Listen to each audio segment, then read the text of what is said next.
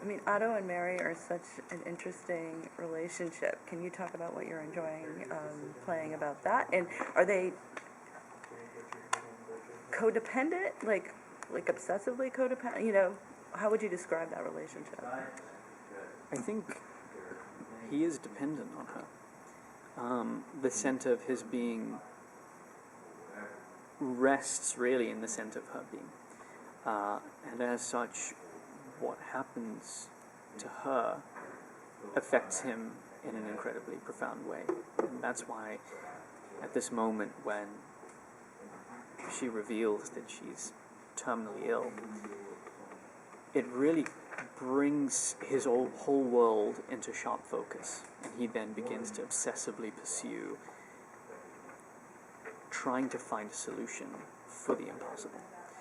And so what's been interesting about this is that every little thing that happens to her affects him, and little thing that happens to him affects her.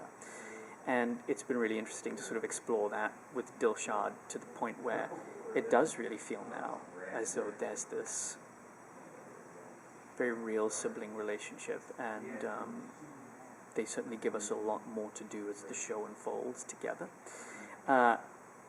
And what's also interesting is that their relationship starts to change as she slowly but surely gets drawn toward Pritchard.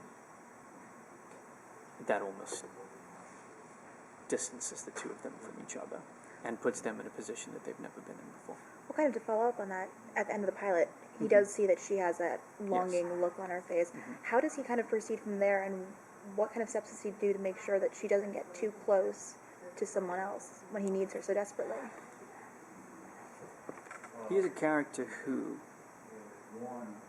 craves being in control. It's how he knows how to operate, by trying to maintain as much control over his environment. That's his means of sort of coping and dealing with things and progressing in life.